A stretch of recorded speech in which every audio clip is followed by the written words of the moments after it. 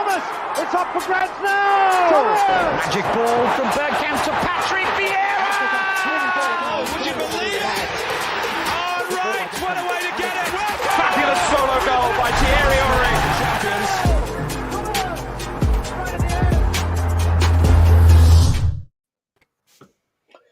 Good evening, everybody. Very, very welcome to a special edition of the Arsenal Lounge. Happy Valentine's Day to everybody. If you're out with the date already, enjoy it. And if you're watching this after, we hope you had a good time. And if you're watching live with us, join the club. How are you, Lev? Sorry, it just makes me giggle. Just you just being all suave and stuff. I just wasn't expecting it. Nice segue into Valentine's and all that. Yeah, we're doing this show. I'm surprised you didn't go that extra length. We're doing this show despite Valentine's because we love you and we're doing this for Valentine's. Do you know what I mean? But I'm good. And those curtains now, all the chat group, those curtains signed by Shamak are now lucky curtains. They are lucky curtains. Forget about the board. The board don't do anything for us. But those curtains and the whirling dervish, they're the ones. Look at the performance. That's what I'm going to say. It's the painting, I think, more than curtain. He doesn't want to lose those curtains. It's the curtain. How are you, Mo? You good? I'm good, man. You know, I think if we go back 3, 4, 5 months, whatever it might be, and we spoke about how we all feel about Arsenal, I think we would have been not talking in terms of love. But right now, the way things are going with Arsenal, and especially with our rivals, I think the Valentine's Day shows come at the right time because I feel like I'm enjoying it. I love when Arsenal play. I love seeing every single match day because right now things are going in our direction and I'm enjoying it. Very good, very good. You started all this loving, Shaheen. There's a love in the air now. Yeah, there's always love in the air, man. Unless you come and mess it up. Yeah. By the way, Tom is not with us this evening. He's out he's doing his husband duties. He's had to go out on a date. So I spoke to him briefly to get his prediction for the little write-up. So you interrupted the Valentine's date to get his prediction. No, I asked him this morning. I'm considerate, Lev. That reminds me, I wrote it all down, didn't I? Yeah, you did. That's why I asked him because I know you write it down again. We're obviously broadcasting this through Mo's channel as well. So welcome to everybody who's watching on Mo's channel. Where should we start? Let's start with the Wolves game. Lev, what was your thoughts on the game? Well, I'm torn now because, as you know, every game I've always predicted we're going to win. I predict we're going to lose for the first time ever, and we put in a performance like that. So do I stick with that? I don't know. Do I? But anyway, the fact of the matter is, the performance. Well, you said we'll lose.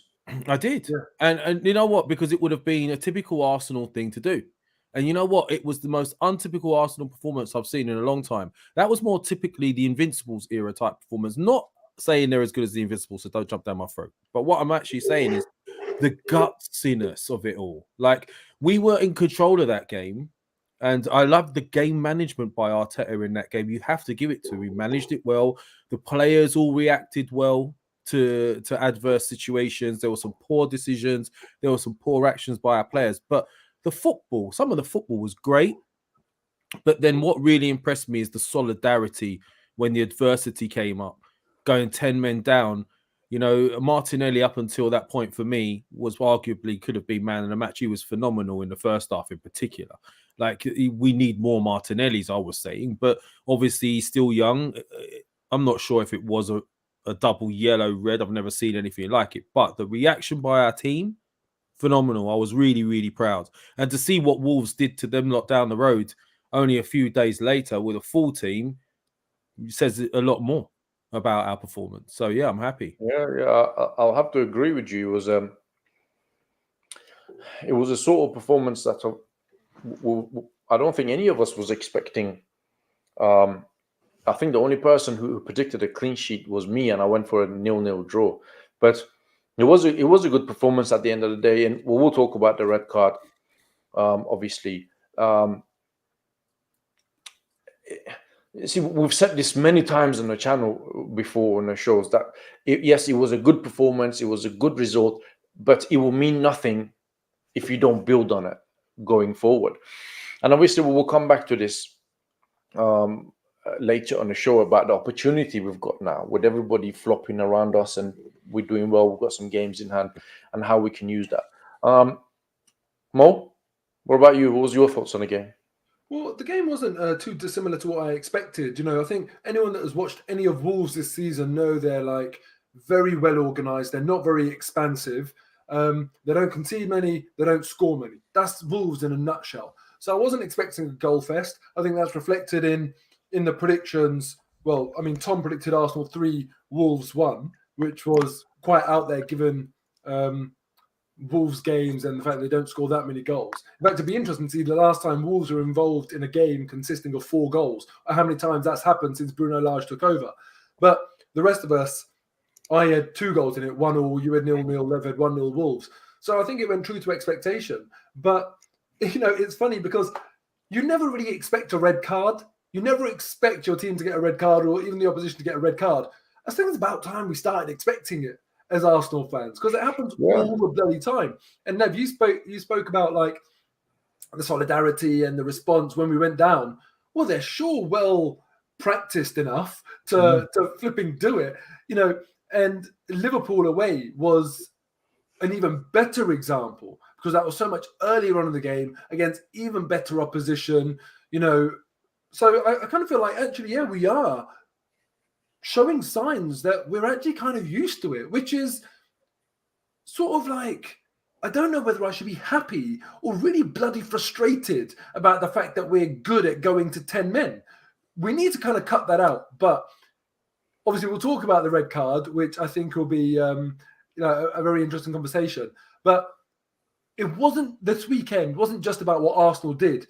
It's also about what all of our rivals didn't do. It was one of those ones that, other than Stan Kroenke flipping winning the Super Bowl, it was an absolute perfect weekend. So at least real football-wise, perfect weekend. And it really does put Arsenal in pole position. And I wonder whether that will change the dynamic in the minds of the players. Now they are going to be sort of the favourites with everything to lose, rather than, you know, other teams have got games in hand or we're not in pole position. Now you're in pole position, the pressure's on you every weekend. Shaheen, sorry, mate. I'm mentioning that as well. What Mo's just said. Looking at the fixture list, is quite favourable. The next 2 or 3. Well, you know what, Lev? You say this, and this is exactly what I'm going to come into now. If you look at the table now, we're 6th. Okay, so basically West Ham is 4th, 41 points, 25 games. Okay, then it's Man United, 24 games, 40 points. Then it's us, 22 games, 39 points. So basically, we've got 3 games in hand compared to West Ham, and we're only 2 points behind them. We've got we've got 2 games in hand against Man United, with 1 point behind them, and we've got a game in hand on Wolves, who behind us with 23 games and 37 points. So, am I fair in saying it's up to us to mess up? Well, I wouldn't say ours to lose kind of thing. Well, yeah, mathematically, it's in our hands now, right? And you're talking about the fixture list as well, which is it's we've got Brentford this Saturday. We should be beating Brentford at home. Then we got Wolves at home. Then again, I would expect to beat them at home. Having said that, Wolves will be proper pumped up for the game, but I would expect to beat them. And then tell me your thoughts. I mean, look, the perception about Arsenal is changing. The way other fans are looking at us is changing. They're starting to take us more seriously. It was only, I think it was it Goldbridge on United Stand? He was saying something, and it was quite legit as well, what he was saying. If you look at what Man United have been through, and you look at some of other teams, what they've been through with their management side, at least with Arsenal, one thing I can say in Arteta's favour is there has been development. And a gradual development, and he's also had to get rid of a lot of dead wood, and there's been a process there, and it's been a continual process where these guys have been chopping and changing. They now see us as favourites. Goldbridge was saying he sees us as favourite for top 4. what does concern me is whether or not that mentality may change with a little bit of pressure. We're gonna have to see that. Well, but Lev, you talked about fixtures, right? So we've got Liverpool at home to play. Yep. Leicester at home to play. This is not in order, by the way, right? We've got Chelsea away, West Ham away, right? And apart from these, and Man United at home, sorry, right? And Tottenham. And apart from these, it's and Tottenham. Everybody is bottom half of the table. Shaheen Mo saying something. Sorry, And man. I Tottenham. was just reading off something else. Go on. And Tottenham. Yeah, Tottenham, which is a game that needs to be, but I don't really count them as a big team. So, but I expect us to beat them because they're not in a. Well, next game is Brentford at home, isn't it? Isn't it? Yeah, Brentford's at home. Let me just read out this super chat. Wayne, thank you very much for the super chat, brother. As always, very kind. Big up yourself, Shaheen. I would like you to keep predicting losses. We seem to win when you do, or it was Lev who predicted it. It was Lev, actually. I predicted for the draw. first time ever. So let me know in the chats, right? Despite this game we're playing, should I be just keeping on betting against us so we keep winning? I don't know. So, Mo, seeing that fixture, we've got 3 games in hand as well. Is this notion right that it's ours to lose? And are you now expecting us to get top 4? You know, with the considering the January transfer window, we're short up front, all of that. Yeah, look, first I'll talk about the games in hand, because Arsenal fans were sitting there like wise, experienced football fans talking to other teams when their fans were saying, we've got games in hand. And we were all saying the mantra, better to have points on the board than games in hand. Yeah. And now the situation's flipped, where Tottenham are worse off now having played their games in hand than they were when they had them, you know. So very Spursy, and now we're the team actually with games in hand. There's no team, if I'm not mistaken, I'm just going to look at the table. Yeah, no team has played less games than us in the league, other than Burnley, who were rock bottom. So forget them, you know, in terms of who's going for that 4th spot. So Tottenham have played the same number of games as us, but they're 3 points behind us. Now, where games in hand matter is where I feel like the pressure is not there to have to go and win every single game in hand that you've got. If it's one game in hand, you're talking about one victory. That's sort of like, you're not counting your chickens too much, right? It's pretty feasible that you can go and win one game, depending on who it's against. But what I'm saying is that we're 1 point behind Man United. We're 2 points behind West Ham United. We've got 2 games in hand on Man U. We've got 3 games in hand against West Ham. So I feel like if we were 8 points behind West Ham with 3 games in hand, I wouldn't be talking about the games in hand, because there's a lot to do to get the 9 points out of 3 games in hand. But this, to me, looks more probable than not that we will, after having played our games in hand, be ahead of them both in the league. So that naturally means we will be in pole position, or we should be in pole position. You can turn around and say, effectively, yes, we are in pole position. But do you expect us now, Mo, to get top 4? Yeah, so that's the next thing I was going to come on to. You know, after the transfer window, I did not think we would get top 4. I thought we'd finish like 5th or 6th, right? Now, when I look at our rivals,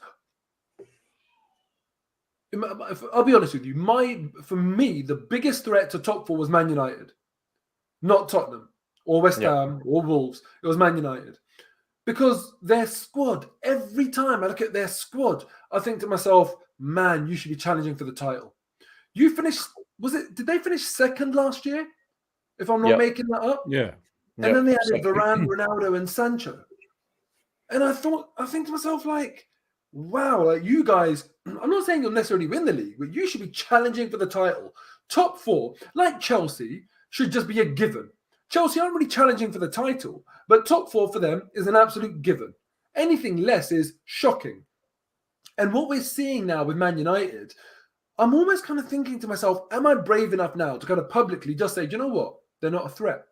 They're just absolutely nothing we need to worry about, because they are sabotaging their own season. Man United literally are more interested in making sure Ralph Rangnick is not their manager next season than they are in terms of finishing in the Champions League spots. And as much as it's amazing to see, and I love to see it as an Arsenal fan, I think to myself, hold on a second, is this really going to continue? will Man United allow this to continue? Because of these players, where they're acting, this is going to basically cost them a hell of a lot, in terms of cost them a Champions League spot.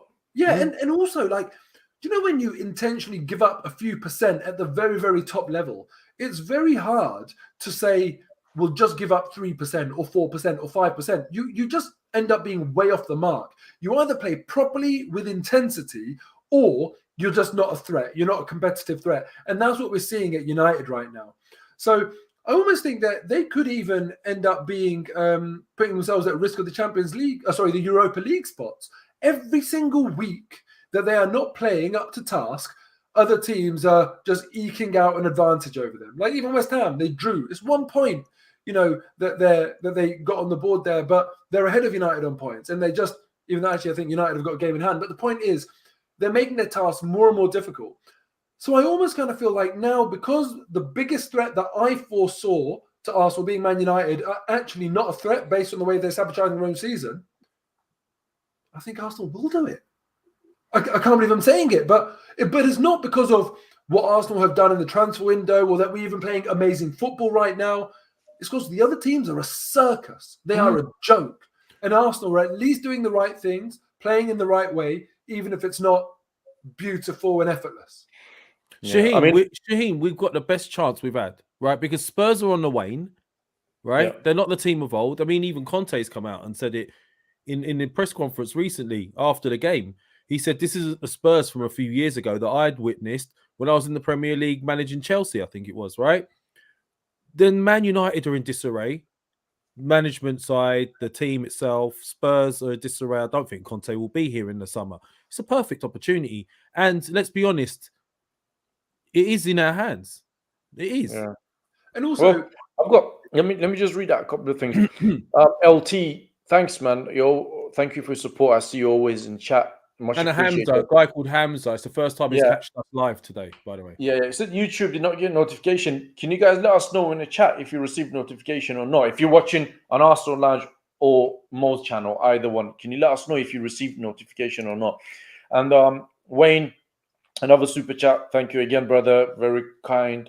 Thank you for your super chat. We're favorites right now based on points and schedule. It's on our hands, 1 match per week. Everyone else fighting for the top 4 in European.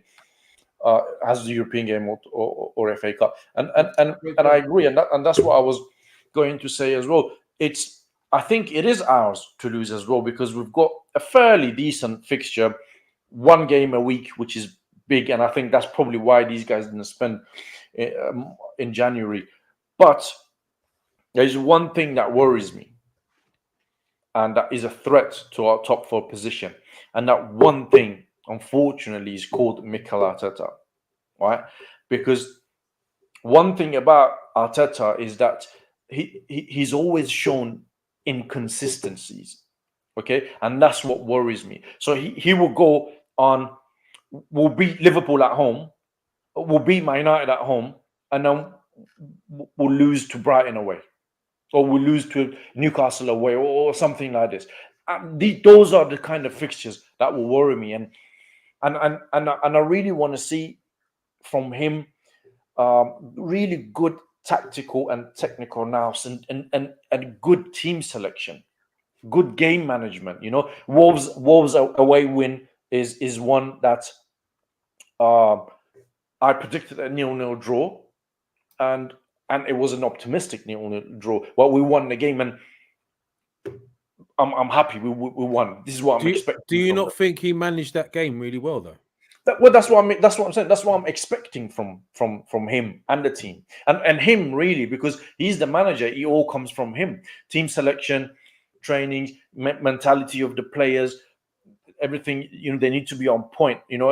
They're in a position that none of them have been in Arsenal for a while now. And that's top 4. And I think you said it earlier, Lev, or it was more, I'm not sure. The pressure alone might be a negative factor for them. And his job as manager is to make sure they're conditioned mentally in a way that they can deal with this pressure. So this is what I'm expecting from an inexperienced manager. Apart from that... And Shaheen, also, not just an inexperienced manager, but this is what I worry about, and this is what I've been saying all season, that every single week we perform well. People say, oh, we're performing so well, and we've got the youngest squad in the league, youngest average age in the league. Yeah. And that counts for a lot more. That'll be a lot more testing in the second half of the season compared to the first half. When that pressure really, really hits, who can keep a cool head, who can sort of like not get too high with the highs, not too lows with the lows, and just keep on plugging away, play their natural game. It sounds simple. You go out, you play football, it should kind of be the same every week, but it's just not. It's not simple. Even, we've seen it time and time again. People kind of like look at a lead and say, oh, that's an insurmountable lead. And then all of a sudden that team has just got the jitters. It's really tough. And you have to kind of have been through it, in my opinion, and know how to manage that. And this team obviously hasn't been through it. So that is another obstacle in our way that we're going to have to try and overcome. Yeah. Shaheen, can I say something on what you just said though? I understand what you're saying with regards to Mikel Arteta, but we can't have it both ways. We can't be sitting here criticizing him when we're losing and saying it's his fault that we're losing, and then now we're in this position that we're doing well. He's the reason that it could go wrong. Because the thing I've got with it, and we are still yet to find out whether he is the right man for the job. But one thing I will say is we were expecting him to learn on the job. He was going to make mistakes along the way. But at the same time, he's made a lot of good decisions too. He got rid of a lot of dross. And whether we agree with what he did in the summer or in the recent window or not, he stood by his principles. We just found out that Icardi was offered to us. He clearly didn't think he was the right guy for us. He stood by his principles, whether we agree with it or not. We can't have it both ways, that we're losing, it's his fault. Oh, we're doing well despite Arteta, because the reason we're where he is, we have to give him some credit, is he's put these players in positions, he's played these tactics, he got us through the Wolves game, he got us the 3 points, he's all right, he's had a bit of luck, but you know what? Some of the best managers have luck. So when he's doing well, I have to say, when he's doing well, we have to say, maybe we're in the hunt for top 4 because of him. We don't know yet. I understand that, Lev, but I'm just going based on what I've seen of him so far. Yeah, I know. Remember some time ago, we Man City at home, right? We lost that game. We deserved more out of that, right? Next game, put in a shit performance and we lose.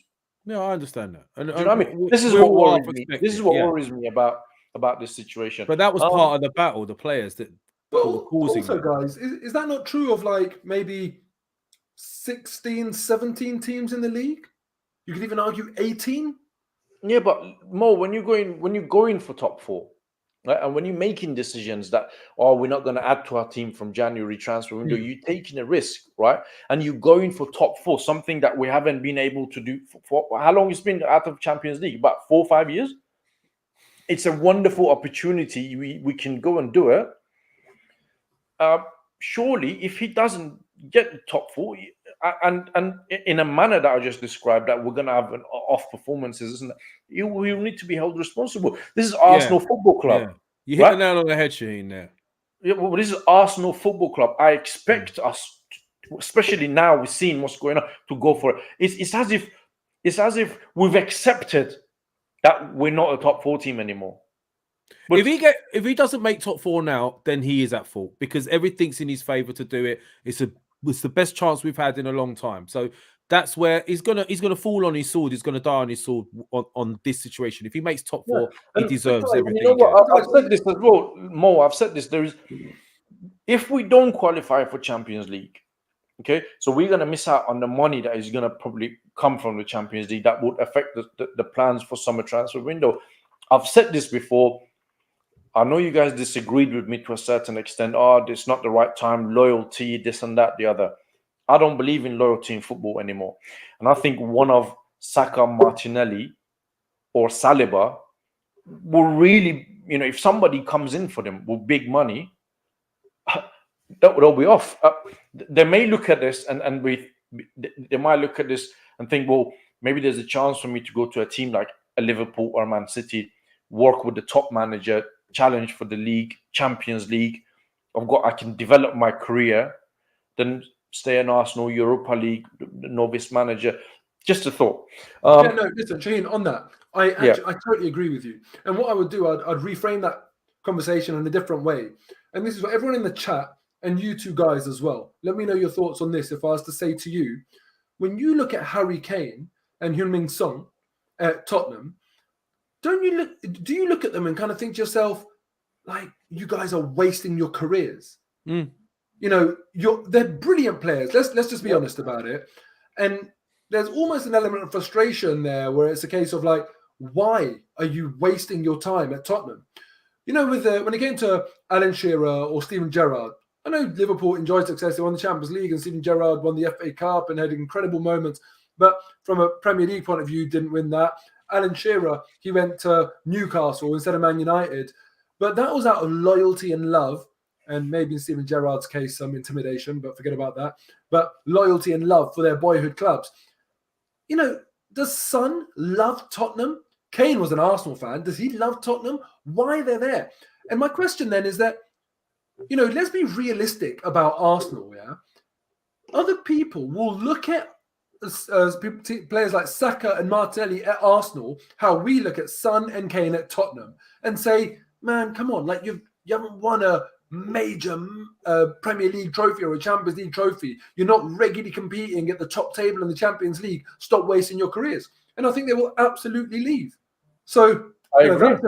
Yeah, but I think we're in a far better position than Spurs are now. If you look at our team, Yeah, but Tottenham will not come for them. Yeah, Liverpool will come, Man City will come, you're Real saying, Madrid might come. No, I'm not saying Tottenham will sign them, but what I'm saying, Lev, is that it doesn't matter who's in a better position because there's Arsenal and Tottenham.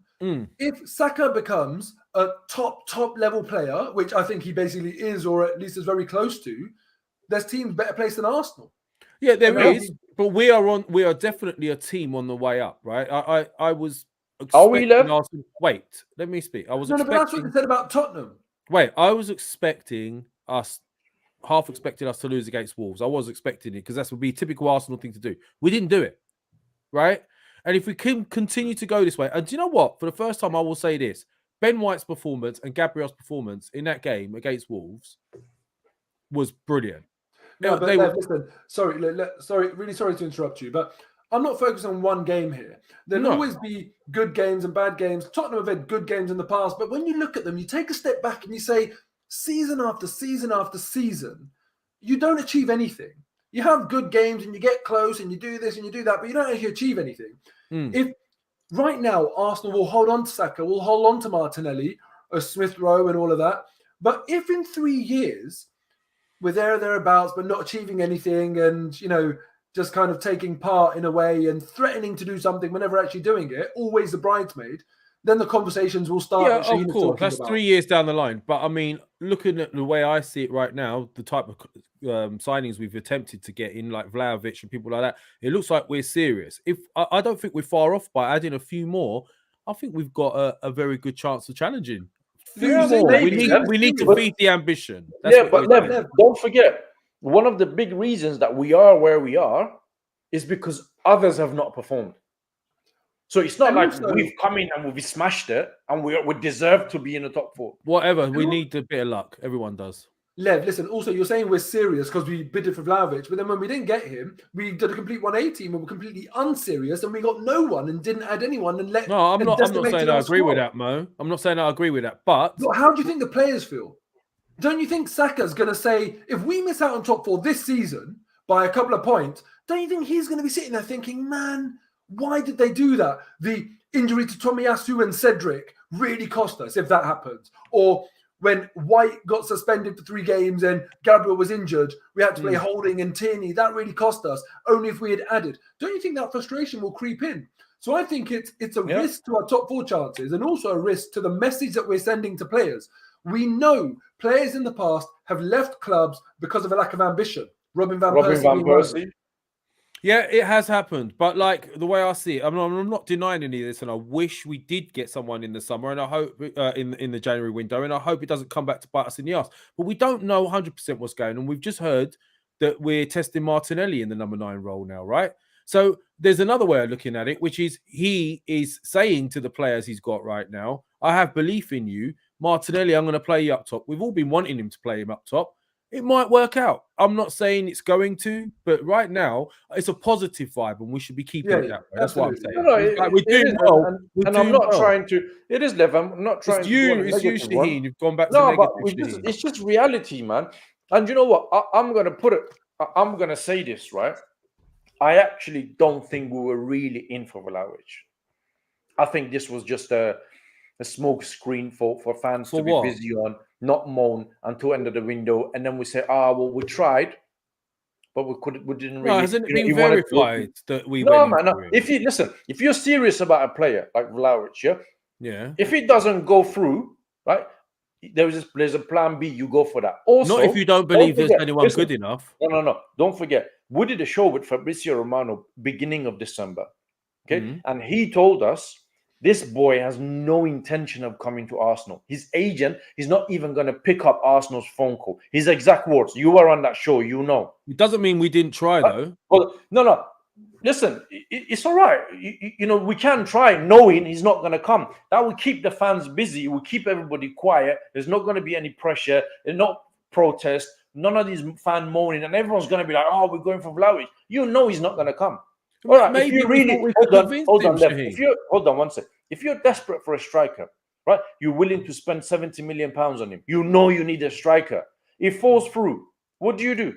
You leave it. You say, well, we tried. Move on. Or you have other targets. You have Plan B. You have Plan C. Listen, you know I wouldn't have paid 75 million for Isak. Would you? No, no, I wouldn't. I don't think we were ever in for him anyway. But look, so we were in for no one. We don't really know the answer to that question. You know, all I'm saying, when we're talking about ambition and that sort of thing, and these star players, I really, really hope that the position that we're in right now, we go and cement that fourth place spot and make it happen. Because I don't want that moment to even arrive at our club when certain players think we're not achieving anything here. For me, this season now, the remaining 16 games are the start of the future of Arsenal Football Club. Yeah. Because we've been out of the Champions League for a long time. And this is the major building block to go and achieve much, much better things now. Let's get into the Champions League once more. And once we're there, let's invest that money wisely and stick there. The hierarchy have gambled a little bit, but hopefully it will pay off.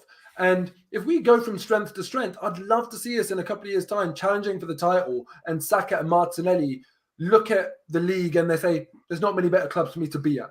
Right now, that's not the case. 100%. You know, you can't say City and I hope Liverpool for that too. are.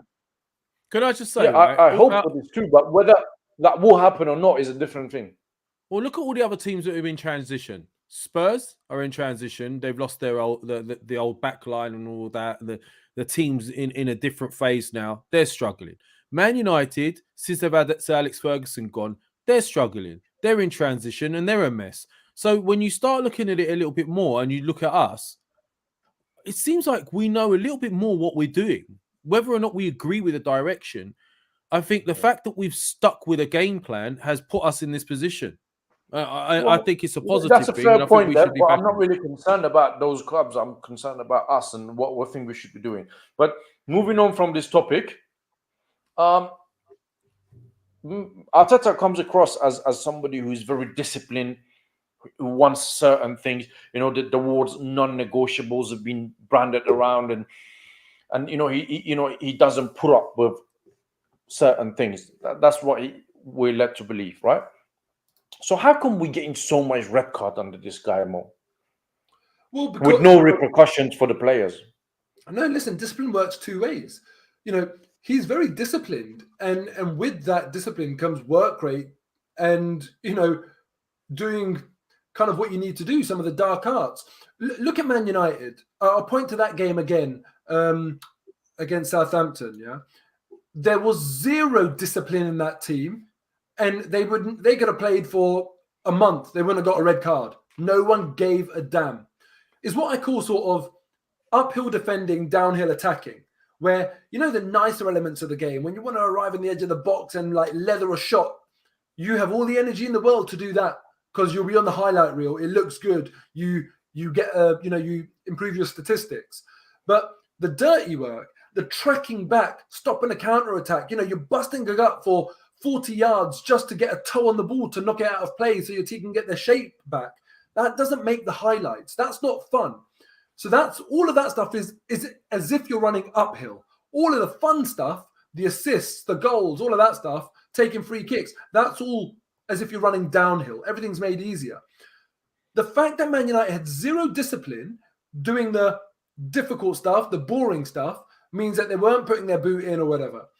Under Arsenal, under Arteta, the discipline is not just off the pitch, it's on the pitch as well. Players will run, they will sprint, they will graft. And when you're doing that and you're desperate to get that foot in and to stop attacks, sometimes you will obviously, commit more fouls. So I haven't done this, but I reckon if we were to go and do an analysis of tackles and fouls committed by Arsenal and Man United and that sort of stuff, it will be a given that we're miles ahead of United. And that is all because of the discipline.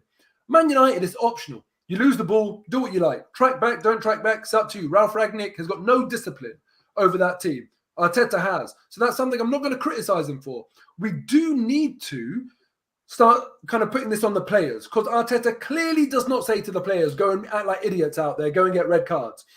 So if I'm Mikel Arteta and I look at the Martinelli incident, I'm thinking to myself, I've told him, make sure you track this person, make sure you cover this channel, make sure you support your left back. What I haven't said to him is go and shoulder barge people in the back. All Martinelli needed to do after sprinting 40, 50 yards was to sprint another 5 or 10 and get goal side. Didn't even have to make a challenge, but instead he went and did the silly thing. And we see that week in, week out with different players, with Granit Xhaka and, so forth, doing silly things. So I'm not going to blame Arteta on this one, actually. I'm going to say it's the players. You know how to tackle, do it, or other than Granit Xhaka, do it properly. Can you get that Joe Mr. Take note off, idiot? Man. People just have got nothing better to do. Got nothing better to do, man. Oh, wait, that's someone who's not got a girlfriend on Valentine's Day, isn't it? All right, let's look. Can I just say something? Right. Regards to the red card situation, Mo's hit the nail on the head, by the way, with regards to Martinelli. When he did it, my first reaction was, what is he doing? Right? What is he doing? But is there prejudice against Arsenal by refs? 100%. I don't care what anyone says anymore. I'm not. I don't know, man. I don't know. Yes, there is. No, do you think do you think that refs have got something against Arsenal? What? Can I not finish what I was saying? Yeah. No. All right. No. Go on. Sorry. Go on. No. Go back to no. Sorry. No. Go on. Finish off. What I'm saying is, look, there is prejudice, and if you could go back in history, we've had loads of prejudice. And come on, there's not one fan in here that watches an Arsenal game and doesn't think to themselves, "Oh my God!" Like, if we give this referee any excuse, he's going to send off a player. We've seen it. You feel it throughout the whole game. I don't think there's any game I don't watch where I think to myself, all we need to do is give this referee any excuse and he's going to jump on us. Now, don't get me wrong. Xhaka has done some ridiculous things that, has done my head in, and some of it was deserved. But how many have we gone through needless penalties given? Even back to Luiz, I think someone clipped his shin when they were running through and he didn't even do anything. Penalty, VAR decisions overturned, not given in our favour. You go right the way back to the Invincibles when Reyes was getting battered. Reyes was getting battered all game. We don't even touch Rooney. Sol Campbell moves his leg away from Rooney. It's a penalty, nailed on. I mean, the Robin Van Persie situation, Champions League, you don't hear the whistle go, he kicks the ball second. Like, it must have been a second in it. All right, listen, Lev. We could go on. Come on. This is all way too old. No. Look, it is old, but right up to modern times, I do believe there's been a prejudice. Are we stupid as players to know? We should know that don't give an excuse. We should know that. And that's where we're wrong. We should know, do not give the refs any excuse, right? However, that's where we're wrong. Talking about refs and everything, right? Let's talk about this Martinelli red card. I've never seen something like this. I've watched football for many years, different countries, This was a complete surprise to me. I didn't even know this was possible. Can I jump in there, Shaheen? You can jump in there, Mo. It does not matter what you have seen or what you thought was possible. It does not matter what I have seen and what I thought was possible. Remember when Liverpool conceded a goal that hit a beach ball? And went I remember that. Against Sunderland. Had you ever seen that before? I'd never seen that before. Doesn't matter. Oh, but Mo, this is... And the game does not care for what we have seen. it's in the rules, so fine, it can be done. But the point is twofold. I personally don't think the first one is a definite yellow card. I think the second one is, but not the first one. People say he pushed him over. He didn't push him over. He stuck his hand up. It was a bit silly, but arguable for it being a yellow. I don't know if everyone will agree with me on that. But the second thing is the referee could have applied a bit of common sense. And referees, they kind of say that, there's no common sense in football.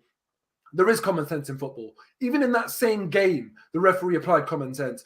Watch the first half again. Granit Xhaka commits a foul that's a yellow card all day long. But because it was like one of the first 2-3 fouls of the game, he didn't get a yellow card. Because referees apply common sense. That if they start getting out the yellow card that early, then it's inevitable there's going to be red cards.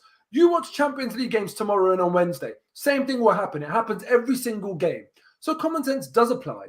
But Mikel Arteta hit the nail on the head when he said that was a red card the referee had to want to give. Michael Oliver, he felt like, do you know when referees feel good about themselves when they play the advantage and a goal is scored?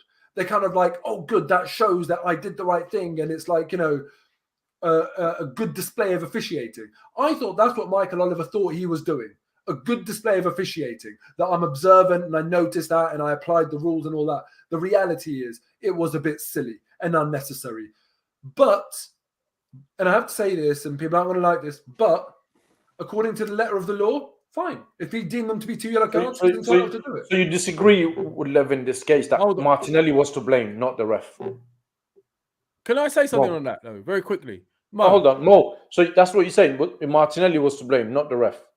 Both.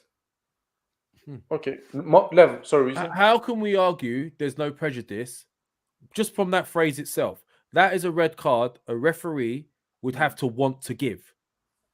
That says to me the referee already has in his mind a prejudice and doesn't need any excuse to give a particular team a red card, in this case, Arsenal, and it happens far too often for my liking. I'm not going to hold back anymore. It does happen a lot. Recent examples of stamps that our players have been sent on for. All right, you want to talk about recent ones? Elbows from Mane, stamps on some of our players, stamps in other games that our players had done less, less.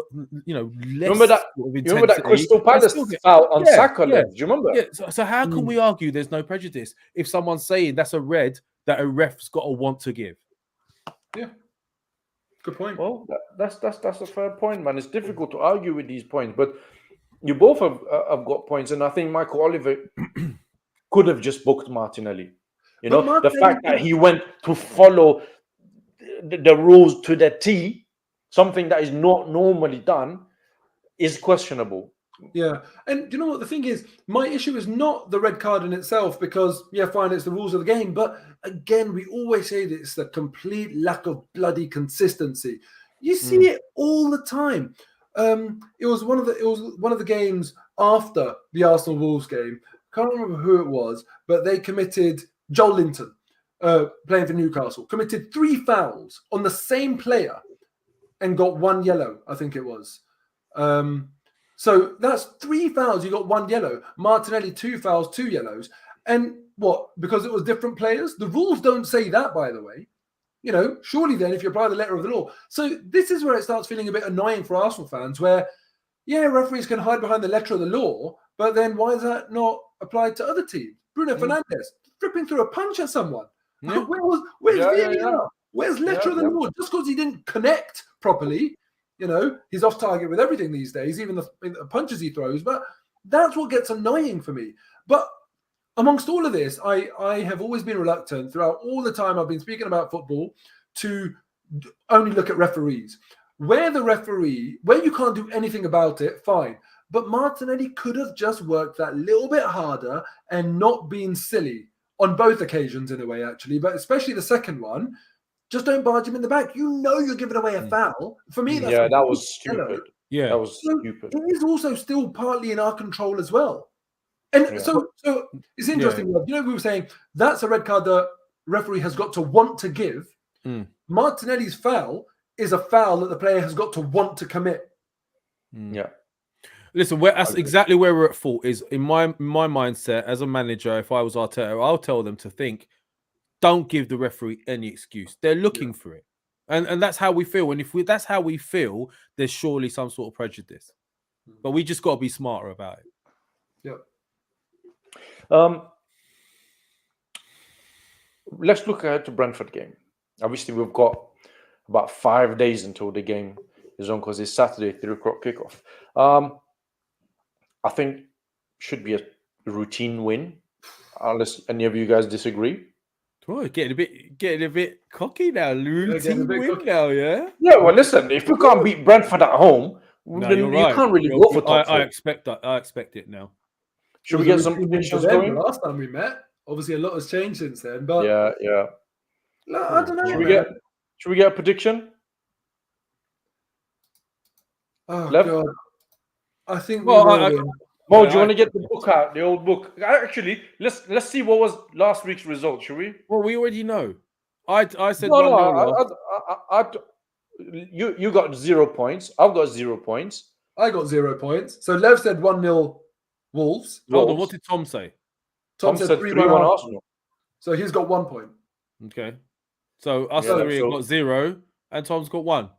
Yeah. Welcome to the 0 club, boys. Exactly, yeah. So what's the prediction? Also, we also predicted where we're going to finish the season as well, didn't we?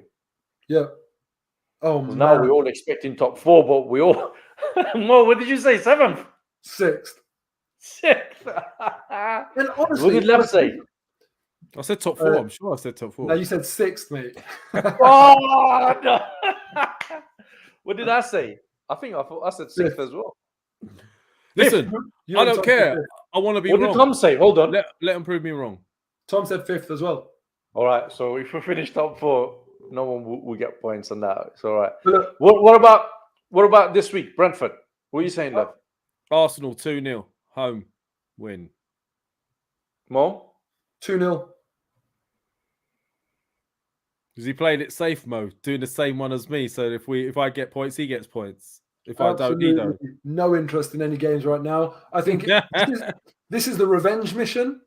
And I think we will get revenge for the Yes. two. No, we will win. I think we will win, but it's the scoreline. I'll change mine to 3. I'll change mine to 3-0. How about that? You don't have to. 2-1 Arsenal. No, I want to. And I think Tom said 2-0 Arsenal as well. Right. So Don't care what Tom said. He's not here. No, I asked him earlier. Casanova. All right. Cool. So 2-0 Arsenal, that's what he said.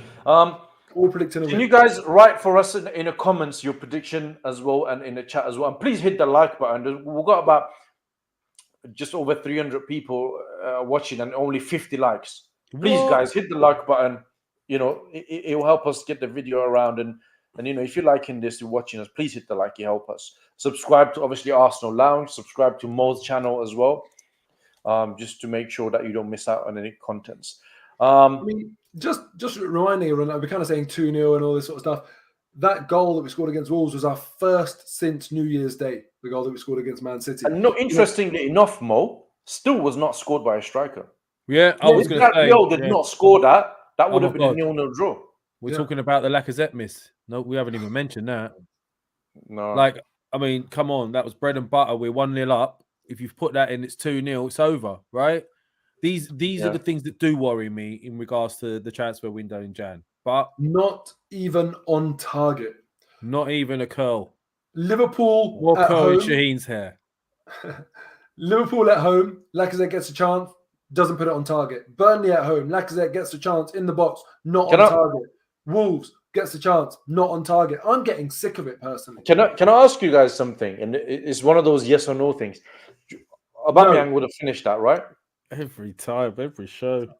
Yeah, he would. Yeah, well, he wasn't Shaheen before he got dropped. But historically, you look at him, time at Arsenal, time before that, you say, yeah, he would. Okay. Lev? Yeah, well, I would expect him to. Defo. That would have been a trademark finish for him. He would have put a card We'll be on going for about 49 minutes now. So in about 2-3 minutes' time, if you guys want to put any question to Lev, myself, or Mo on the comments, in about 2 minutes' time, I'm going to start reading out those questions. So please get your question out in the comments to Lev, myself, or Mo. And we'll spend the last 5-10 minutes just answering your questions. Can I ask a question first then? Go on. So Arsenal Brentford 85 minutes gone, 0-0. That Lacazette chance, or like, you know, let's say a chance where you expect a player to score, comes to a player, an Arsenal player in the box. Who do you want it to fall to? Who are you? Can I have one or two? Right now. Can I have one or two? One, just the one. Who's the player you want it to fall to at Arsenal right now? I was going to say Pepe or Martinelli. Pepe? He doesn't even start. Pepe can finish, man. Yeah, but that's what I was just saying. Pepe will probably not be on the pitch. So, I mean, Martinelli is suspended, so maybe Pepe will get a game. Or Emil Smith-Rowe may come in. Well, that's a good point. He is suspended, yeah. Yeah, it'll be Smith-Rowe. So this is why I'm asking the question. Typically, I think people say Martinelli, he's not available. Are you generally speaking, or specifically this specific game?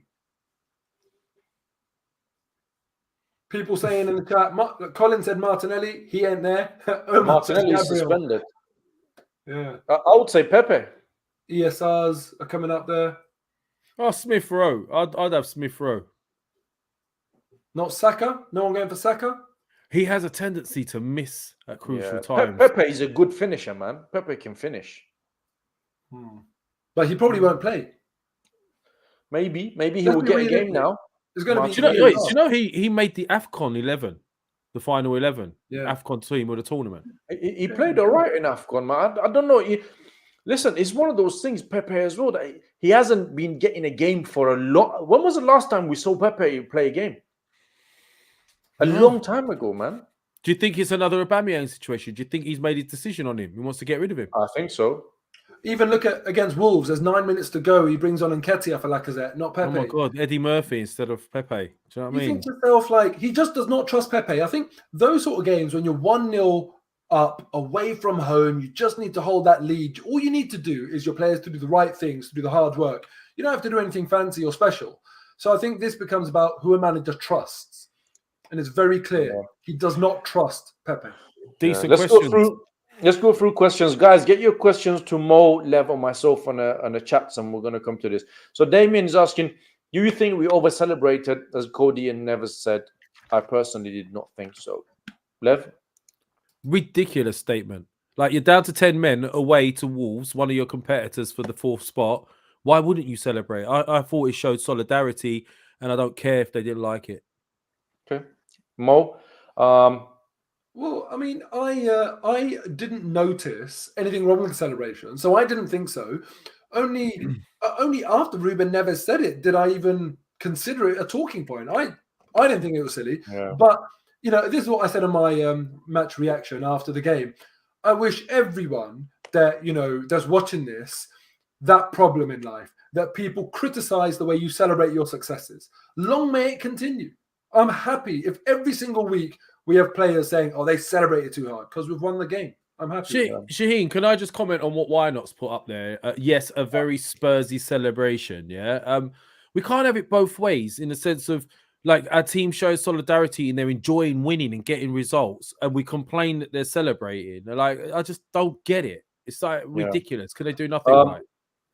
Just going through questions, and please get your question on the chat so I can ask you guys. Expedici, I think that's how you pronounce that. It says, will Saka Martinelli if Arsenal don't qualify for Champions League or Europa League at least? Yes or no, please, guys? Mo? No, not this season. Lev? No. Isha says, why hasn't anyone talked about possibility that Arteta's system doesn't allow for strikers to thrive regardless of new chances we provide? Lev? Because I don't think that's the thing. I think he's finding the right striker. The way he wants to play, he has to find the right striker that fits the system. It's not about playing without a striker. Okay. This one's for you, Mo. GB says, question. Of the 5 teams in the race for top 4, West Ham, Man United, Arsenal, Wolves, and Spurs, where do you predict each team finishing at the end of season? That's a bit long one, man. Right. I'm just going to just freestyle it. Arsenal, West Ham, Tottenham, Man United, Wolves. Tottenham above United, yeah? Whew. Man United are a joke. They don't. Tottenham, so I feel Spurs. like probably want to finish 4th. Man United don't. Yeah, but Man United could. Spurs definitely can't. Lev, this one's for you. Do you guys Do you guys are saying we have a disciplinary issue? We give the ref the You guys, I excuse? think you say, are you guys saying we have disciplinary issues given the ref excuses to red card us? Just like we used to say Arsenal are soft, allow the opponents to break legs with no consequences. Lev. Do you guys saying we have a discipline? Look, we do have an disciplinary issue to some point. You know, we already know there's certain repeat offenders, but there's also some poor decisions. I mean, look, the Premiership overall, the refereeing has been awful this season. I mean, the last 2 seasons. So, okay, Mo.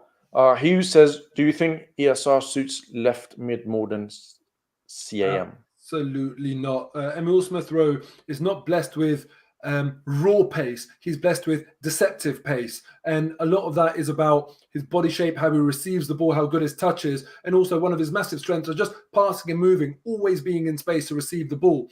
He's a cam. Now, the reason he plays left wing over Martin Ødegaard sometimes is because he's got a better ability to eat up ground than Martin Ødegaard does, in my opinion. So that's why he's forced out there. But no, he's a cam. Okay. Omar says, "Did you see what Wolves Twitter account posted?" Yes, I did, and I think maybe they will regret that comes the game at Emirates. Lev, do you think Arteta will give William Saliba a chance next season, or is he just not having him? 100%. I do. 100% Yeah, what? I do. I think he's going to give him a chance. Well, Marseille have also got a transfer ban. On Richard, the Saliba thing, Marseille have got a transfer ban, haven't they? Anyway, so apparently everything that is agreed before, like Guendouzi and that, it will go through. No, there's been rumours of Real Madrid and teams like that, though. Apparently, Richard says, "Will Kroenke remember us now that he's won Super Bowl?" Even if Stan won't, Josh will, unfortunately. So we're stuck with him. Okay. Will Arsenal get top 4 this season? Yes or no? Yes. Big change since last time. Well, they proved me wrong, so I'm going with it. Don't worry about it. Says, why is it easy to blame Arteta these days? The fact that we're in top 4 is huge for this team and Arteta. Yeah, it is. Yeah. He's exceeded expectation. If he gets top 4, he deserves a contract. If he gets top 4. You would give him a contract if he gets top 4, Lev? Yes. I think he deserves. If he gets top 4, maybe not even giving a contract, let's see what he does the season after. But he definitely deserves to stay on and keep building that team. Top 4, who was the last person that got us top 4? Wenger. Arsene Wenger. Would you give him a contract more if he finishes top 4? I personally wouldn't give him a contract, but if he does get a contract, I won't oppose it. So I would wait till the next season. But for me, what does Champions League qualification represent? For me, it represents stage 2 in Arteta's journey of bringing Arsenal back to the top. So if stage 2 starts with a new contract, I'm fine with that. You have to have some proper achievement where you can say, right, now it starts. And so be it. If he gets that proper achievement of Champions League qualification, fine. How are people still in the chat really anti? Listen, I'm not anti, as you know, I'm not anti-Arteta. I'm not Arteta in or out. I'm Arsenal win. That's the thing. And if he's the right man for the job and he's getting us the results, then I'll back him. But I don't understand people in here are still saying like he deserves to be managing Derby County and things like that. I mean, like, if you look at the likes of United and Spurs, who have had far more experienced managers, you could argue that Arteta's doing all right.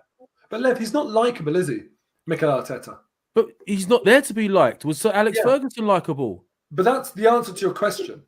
I'm not saying it matters, but I think that's why a lot of people don't want to give him credit. Well, he's got to make tough decisions, Mo, doesn't he? Yeah, but look, someone like Jurgen Klopp, he seems very likable to me. Let's say Nuno Espirito Santo seems like quite a likable manager. Claudio Ranieri, likable. Arteta's not likable. Is Klopp likable to you now, Mo?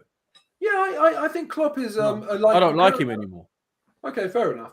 But I'm just saying, it's just like, yeah, I fair don't know. enough. Look, it's each to their own, but I think generally Klopp is regarded as likable, But anyway, my point is, with Mikel Arteta, when he goes and alienates players, you get certain fans of any club who have like a disproportionate loyalty to individual players at times. So if you go and do something to that player, they might even go as far as like almost wanting the team to not play well because that player is absent, and weird little dynamics like that. And Arteta has alienated so many players that naturally there's going to be a large proportion of fans that will never really like him too much. So I think we're going to have to always deal with that with Arteta. I just want to get the credit he deserves. Okay, I just want to round up this question thing that people ask this question. One last question, which I think is a really good question. OB says, what will Arteta's next trophy be? Lev? Well, top 4 is not exactly a trophy, is it? So I don't know. FA Cup maybe, something like that. I don't know. It's hard to tell, but I mean, I'd take top 4 as a trophy. I would take top 4 over any trophy this season. I said it before and I'll say it again. This season for me is about getting into top 4. Anything else doesn't matter. We've won FA Cups. We've won Carabao Cups. I know everyone loves trophies, but those trophies are not doing it for me. I want us to get back into the echelons of the Champions League. And the FA Cup was the answer. No, top 4 will be my answer. That's my trophy. Top 4 is not a trophy. All right, FA Cup then. Fuck's sake. Let Mo? Sorry, Emirates Cup. FA Cup. Emirates Cup. Is that still running? Yeah. Perry, thank you very much for your super chat, man. As always, thank you for your support. I know you're always in the chat. Big up Mo. He was my favorite pundit at AFTV before. And he was a great addition to the Arsenal. That was a great show, lads. Thank you, Perry, very much. Perry. And thank you for your support, as always. Guys, we've been doing this for about an hour. It's Valentine's evening. We're going to let Mr. Haida move on. And me and Lev, we need to... Why did you make that sound like me and Lev doing Valentine's? No. Me and Shaheen live in totally different houses. Yes. I'm going off to do my own thing for Valentine's with like... Shaheen. Why are you panicking for, Lev? I'm just making it straight. I'm just making it straight out there for everybody. What are you stressing for? It's all right. No one said nothing. You're bringing it on to yourself, mate. Just checking, innit? Just checking. Yeah. I was like, where is this going? But, you know. I thought I'd nip it in the bud. Nip it early. Just for anyway. More final thoughts? I just bring on Brentford. Every single match day, I'm looking forward to it now. And I haven't looked at the fixtures, actually. I'm focused on Champions League, some really good ties there. But I'm looking forward to next weekend already, seeing the other teams drop points and Arsenal hopefully getting a victory on the board. Good stuff. Lev? Man, I'm just happy that everything's going our way right now. I don't want anything to change. Let's just keep these happy vibes. Let's get these next 3 points against Brentford. I just think this is a great opportunity for us. I really think something might happen here. So stay positive. I'm going to revert back to being positive. I love you guys, the loungers. Thank you for interacting with us again and giving us your time on Valentine's Day. Love to you guys too. Yeah, thank you again from me as well. And I hope we can carry on and we can finish in the top 4 and we can just get a bit of momentum going, but some good results. And at the end of the day, we all, whether we like Arteta, we don't like Arteta, regardless of what we think, we all want the club to win.